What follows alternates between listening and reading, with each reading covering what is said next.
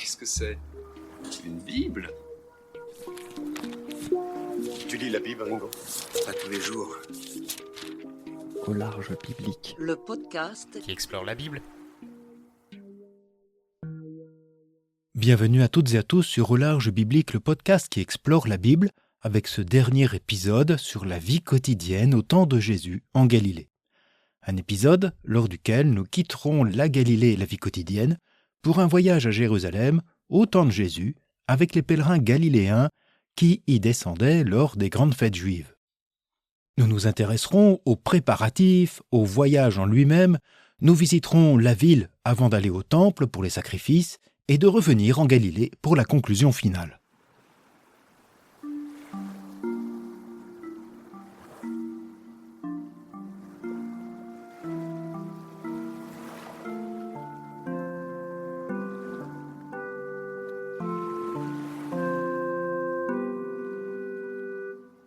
Il y a de nombreuses raisons qui amènent des Galiléens à se rendre à Jérusalem. Des visites à des proches ou des parents, ou des motifs professionnels comme le commerce. Cependant, c'est certainement les pèlerinages au temple de Jérusalem, à l'occasion d'une fête juive, qui amènent de nombreux Galiléens à se rendre dans la ville sainte. On peut ici y venir pour d'autres raisons religieuses, un sacrifice pour le pardon, une offrande pour la naissance du premier-né, le paiement de la dîme, mais ces moments sont souvent associés au déplacement pour une fête juive, pour des raisons pratiques et économiques, nous y reviendrons. Les fêtes juives sont nombreuses. La loi de Moïse distingue les fêtes dites de pèlerinage des autres, comme celle de la dédicace du temple ou Hanouka, après sa purification par les Maccabées, le 25 Kislev, c'est-à-dire au mois de décembre. Il y a aussi la fête de Pourim, le 14 Adar en février ou mars, ou le jeûne du 9 Av au mois de juillet-août pour se rappeler la destruction du temple. Les fêtes juives sont nombreuses et elles pourraient faire l'objet d'une série de podcasts. Dites-moi si cela vous intéresserait. Ces fêtes ne sont pas toujours célébrées en une seule journée. Souvent, elles s'étalent sur une semaine. C'est le cas des 3 fêtes dites de pèlerinage décrites dans la loi de Moïse au livre de l'Exode au chapitre 23. Pessah, les Azim et Pâques, le 14 Nissan, c'est-à-dire en avril-mai, Shavuot, ou les semaines, ou encore Pentecôte, 50 jours plus tard, et Sukkot, la fête des tentes ou des tabernacles, au mois de Tishri en septembre-octobre. Pâques célèbre la sortie d'Égypte des Hébreux, Shavuot ou Pentecôte le don de la Torah fait à Moïse, et la fête des tentes, Sukkot, on construit pour y vivre des huttes, pour se rappeler le temps de l'Exode, la marche au désert avant l'arrivée en terre promise. Comme de nombreuses fêtes, elles portent aussi une espérance messianique. Ces fêtes de pèlerinage sont au cœur de la foi juive et de la célébration du Dieu de salut. Le livre de l'Exode, composé et édité à la période du Second Temple, indique « Tu me fêteras chaque année par 3 pèlerinages », décrit par la suite. La célébration de ces fêtes au temple de Jérusalem relève donc de la loi. Se rendre au temple, lorsqu'on habite Jérusalem ou ses alentours, est assez aisé. Mais pour les Juifs pieux qui demeurent dans la diaspora de Babylone ou d'Égypte, par exemple, effectuer 3 fois le voyage à Jérusalem chaque année, et même une fois par an, est quasiment impossible en termes de temps et de coût. Il en est un peu de même pour les Galiléens. Que ce soit depuis Nazareth ou Capharnaüm, le trajet pour Jérusalem demandera 4 à 5 jours de marche à raison de 30 km par jour. Autant pour le retour. On restera à Jérusalem probablement pour la semaine festive. Il faut donc compter au moins une bonne quinzaine de jours d'absence, c'est-à-dire de renoncer à un salaire, d'absence de revenus, ce qui pour certaines familles peut être un véritable frein. De plus, durant ce temps, il faudra prévoir la nourriture pour le trajet aller, quelques pains, des fruits secs, du poisson séché. Mais sur place et pour le retour, le pèlerin devra aussi se nourrir, avoir quelques deniers pour acheter la nourriture, l'animal à sacrifier, l'offrande, la dîme du temple, bref, le pèlerinage est un sacrifice qui n'est pas seulement spirituel, mais aussi financier. Certes, toute la famille ne voyagera pas systématiquement. Les femmes enceintes, les mères de nourrissons et leurs jeunes enfants, les personnes âgées ou fragiles ne se risqueront pas tous et toutes à ce long et coûteux voyage. Même s'il y aura des femmes pour accompagner leur père ou leur mari, la grande majorité des pèlerins se rendant à Jérusalem sont des hommes. Car le voyage même depuis la Galilée peut être une épreuve.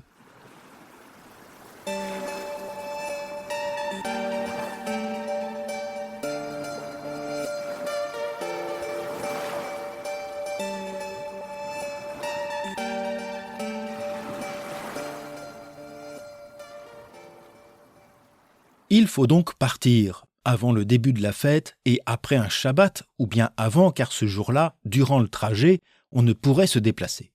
Depuis la Galilée, les pèlerins partent à pied et en groupe depuis un même village.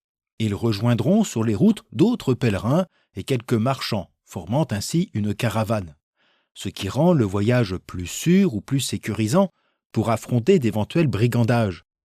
Car à leur départ, les pèlerins sont des cibles intéressantes, transportant plusieurs deniers plus ou moins bien cachés dans leurs bagages ou leurs ceintures.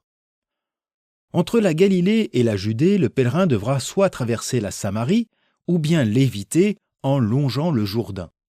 Car les relations entre Samaritains et Juifs, de Judée ou de Galilée, sont loin d'être au beau fixe. En 108 avant notre ère, le roi de Judée asmonéen Jean Hyrcane Ier a conquis le territoire samaritain et détruit son sanctuaire du mont Garizim. Depuis, on le comprend, les Samaritains sont plutôt en froid avec les Judéens et les Galiléens, notamment ces pèlerins qui, eux, se rendent à leur temple. De plus, quelques heurts ont encore accentué la discorde. En effet, en l'an 6 de notre ère, des Samaritains profanèrent le temple de Jérusalem, comme le raconte Flavius Joseph. Dès l'ouverture des portes du temple, des Samaritains entrés en secret à Jérusalem jetèrent des ossements humains sous les portiques. Dès lors, on interdit à tous les Samaritains l'accès du temple, ce dont on n'avait pas l'habitude auparavant, et l'on se mit à le garder avec plus de vigilance. En l'an 50 de notre ère, Flavius Joseph racontera aussi l'assassinat de pèlerins juifs en Samarie, près du village samaritain de Ginaé. Et il souligne à cette occasion que les Galiléens avaient coutume pour se rendre aux fêtes dans la ville sainte de traverser le pays de Samarie. Malgré les conflits et les haines, des pèlerins juifs traversent la Samarie. Cependant, on évite les contacts avec les populations, pas seulement en raison des oppositions, mais aussi pour éviter de se rendre impur avant d'entrer dans la ville sainte. On dormira donc à l'écart, comme tout voyageur, à la belle étoile, sous la tente ou le manteau. D'autres pèlerins préféreront la route du Jourdain, moins exposée aux provocations, mais rallongeant d'une journée de voyage. Ceux-là arriveront à Jéricho, la grande cité commerciale connue pour ses palmeraies et le palais de la famille d'Hérode. Ils reprendront la route vers Jérusalem, à travers ces gorges creusées par les wadis.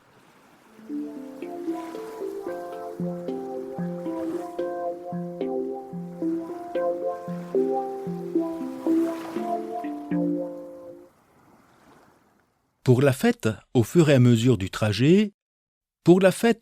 mesure du trajet, les pèlerins sont de plus en plus nombreux dans cette caravane jusqu'à parvenir au mont Scopus, au nord de Jérusalem, ou au mont des Oliviers, à l'est. De là, on domine la ville, ses remparts, et paraît déjà le temple récemment rénové. Premiers émerveillements pour celui ou celle qui découvre la ville sainte pour la première fois, notamment les plus jeunes. Avant d'y pénétrer, il faudra le jour même ou un peu plus tard trouver autour de la cité une piscine ou mikvé destinée à la purification, notamment après avoir traversé cette Samarie. La ville de Jérusalem intramuros n'est pas si grande au temps de Jésus. Elle s'étend sur un peu plus de 90 hectares. Ces remparts ne suivent pas la délimitation que l'on connaît aujourd'hui avec ceux construits au temps de l'Ottoman Soliman le Magnifique au XVIe siècle. De forme rectangulaire, l'espace du sanctuaire occupait au nord-est 1,5 hectare. La ville s'étendait par la suite vers le sud, longeant l'ancienne cité de David et la vallée du Cédron jusqu'à la piscine de Siloé. Remontant vers l'ouest et bordant la vallée de la Géhenne, les remparts consolidés par Hérode venaient protéger l'ouest de la ville haute et le palais d'Hérode. Une carte est à votre disposition sur le site et en note. Au temps de Jésus, la population de Jérusalem est estimée aux alentours de 30 000, voire 70 000 habitants pour les plus optimistes. Mais à l'occasion des grandes fêtes, ce sont des centaines de milliers d'hommes et de femmes qui y séjourneront. La ville grouille ainsi de pèlerins. Pour éviter tout débordement et tentative de révolte, Rome a dépêché depuis ses arrêts maritimes une légion de plusieurs milliers de soldats, dont beaucoup logeront dans la récente forteresse Antonia, accolée à l'espace du temple, permettant ainsi une rapide intervention si nécessaire. Les fêtes juives sont donc particulièrement surveillées. Hérode, le roi de Judée installé par les Romains, bien qu'issu d'origine iduméenne, a beaucoup investi dans sa ville. Outre son palais et ses jardins, proches de l'actuelle porte de Damas, les remparts, Hérode a entrepris le très vaste chantier de la rénovation et l'agrandissement du temple sur lequel nous reviendrons. Au temps de Jésus, dans ce premier quart du 1er siècle, c'est une ville restaurée, toujours encore en travaux, qui accueille les nombreux pèlerins. Ces derniers viennent de toute la diaspora du monde connu, de l'ancienne Babylone, d'Antioche, de Syrie, d'Égypte, de Libye, de Rome. Et lorsque les pèlerins entrent dans la ville, ils entendent autant parler araméen, parfois hébreu, que grec, la langue la plus partagée. Ils observent les tenues vestimentaires des pèlerins fortunés ou les haillons des plus pauvres comme ceux des mendiants espérant un peu d'aumône. On repère même les Galiléens, pas forcément par leur tenue, ni à leur physionomie, mais à leur accent particulier. C'est ainsi que, dans l'évangile de Matthieu, lors du procès de Jésus, Pierre est démasqué. Ceux qui étaient là dans la cour du grand prêtre s'approchèrent et dirent à Pierre, « À coup sûr, toi aussi tu es des leurs, et puis ton accent te trahit. » On ne sait exactement la caractéristique des intonations araméennes prononcées à la galiléenne, mais ils sont reconnaissables du moins pour une oreille judéenne. Après ce premier tour de la ville, il faudra aussi penser à se loger, ce qui, en période de grand pèlerinage, n'est pas une mince affaire. Certains pourront loger chez des proches ou des amis jérusalémites, ou quelques habitants, ou bien dans la banlieue. Ainsi, Jésus, dans les évangiles, loge à Béthanie, à moins de 3 kilomètres à l'est de Jérusalem. On le voit aussi avec ses disciples et apôtres la nuit à la Belle Étoile, dans le jardin des Oliviers face au temple. C'est sans doute le cas de la plupart des pèlerins sans fortune que de trouver un champ, un espace aux alentours de Jérusalem pour trouver un lieu de repos.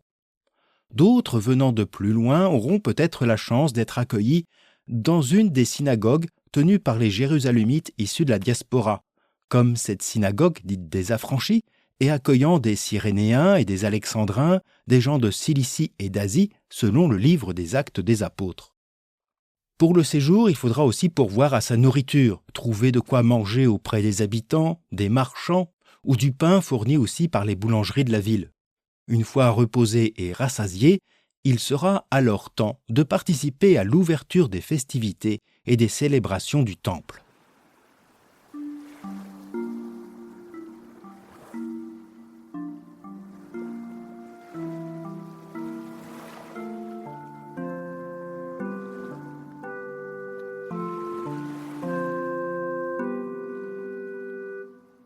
Le temple de Jérusalem avait été détruit en 587 avant notre ère avec la ruine de Jérusalem et la déportation à Babylone des élites du royaume de Juda. Un second temple plus modeste fut rebâti après l'exil et inauguré en 515. Il fera par la suite l'objet de divers aménagements. Avec son accession au pouvoir, Hérode entreprend une grande restauration qui fera l'admiration de tous les Juifs. Ce n'est pas seulement le bâtiment sacré du temple que l'ensemble du sanctuaire qui fait l'objet d'une colossale rénovation et extension. Les plus gros chantiers dureront près de 12 ans entre l'an 23 et l'an 10 avant notre ère. Et ce n'est qu'en l'an 63 après Jésus-Christ que s'achèvera cette rénovation 7 ans avant sa destruction et dont il ne reste aujourd'hui que le Kotel, le mur des lamentations.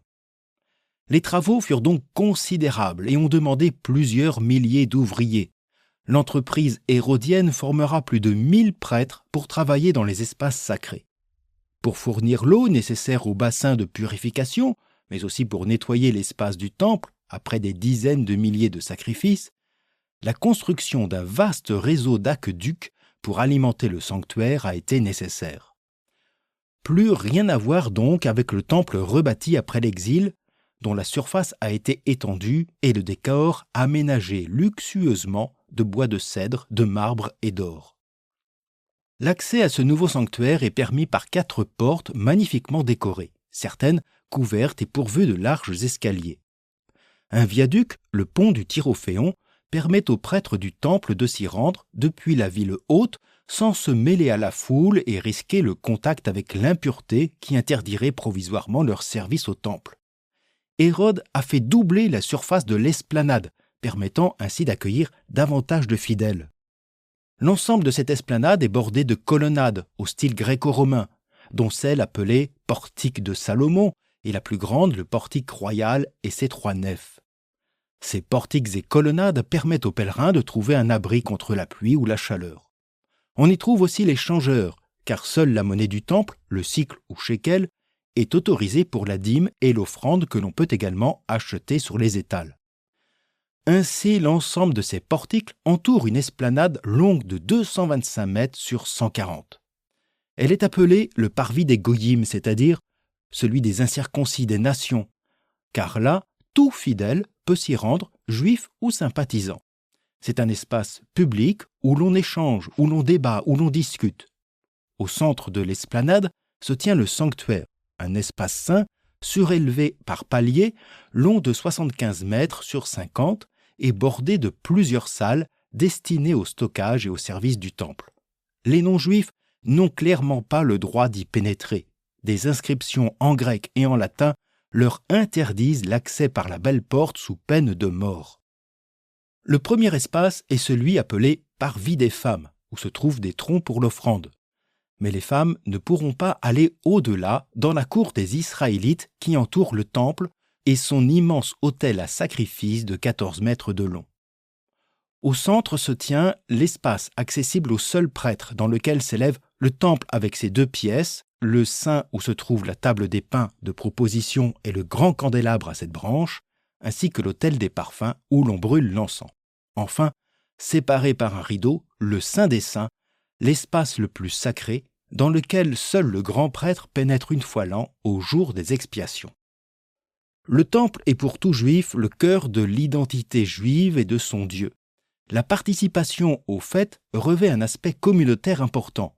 Pour le peuple juif, le temple représente le lieu de la présence divine célébrée, mais aussi le centre du monde, comme aussi le destin d'Israël et son Messie attendu. Un monde aussi représenté par ces foules nombreuses de l'esplanade, générant un brouhaha incessant au milieu des chants et des acclamations. Au cours de ces fêtes de pèlerinage, se déroulant sur une semaine, selon la spécificité de chacune, le temple est le lieu de sacrifice permanent. À Pâques, chaque famille, chaque groupe de pèlerins viendra y sacrifier l'agneau. Un mouton pour les autres fêtes, un taureau pour les plus fortunés en guise d'holocauste ou une paire de tourterelles pour les plus modestes, sans oublier les offrandes végétales. Hormis le rite de l'holocauste où la bête est entièrement offerte à Dieu, les prêtres et lévites prennent une part de l'animal et le reste revient à l'offrand. Ce sera notamment à Pâques l'occasion d'un repas comme une communion entre Dieu, son peuple et le croyant. Majesté du sanctuaire, foule innombrable, bruit incessant, odeur de viande et de graisse brûlée, chants, acclamations et prières, tous les sens sont mobilisés par ces liturgies. Inutile de chercher un pieux silence, surtout au moment des grandes fêtes, sinon la nuit, dans les campagnes environnantes et encore. Je reviendrai certainement avec plus de détails sur ces différentes fêtes et liturgies qui durent parfois une semaine entière, une semaine d'intensité et de ferveur jusqu'au jour du départ.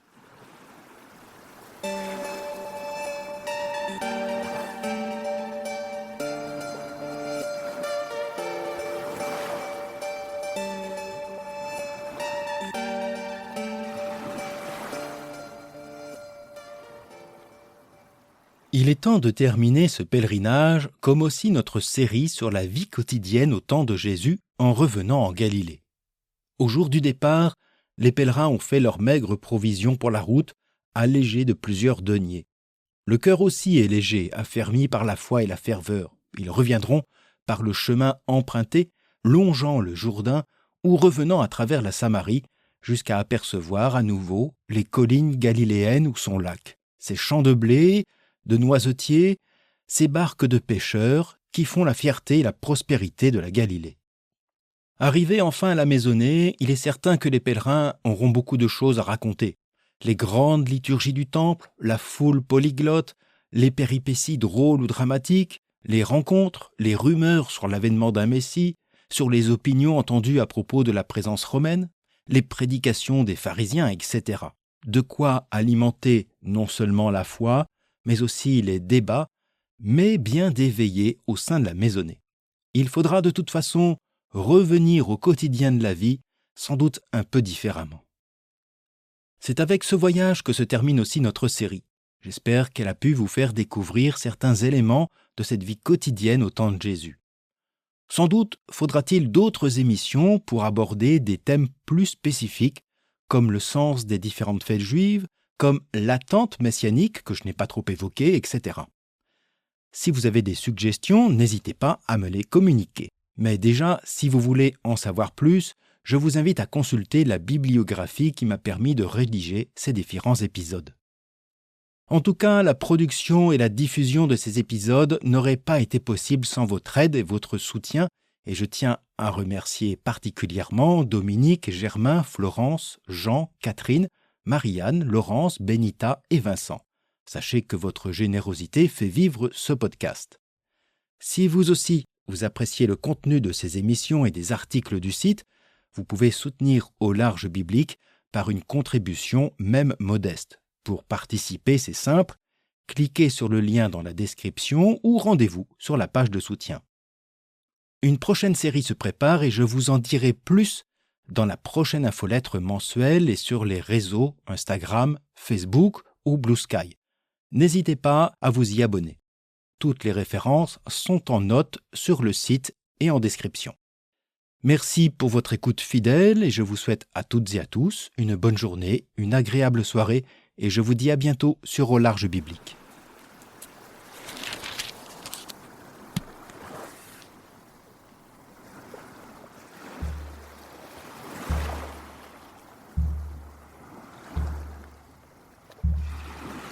Au Large Biblique est un podcast créé et animé par François Bessonnet, prêtre et bibliste.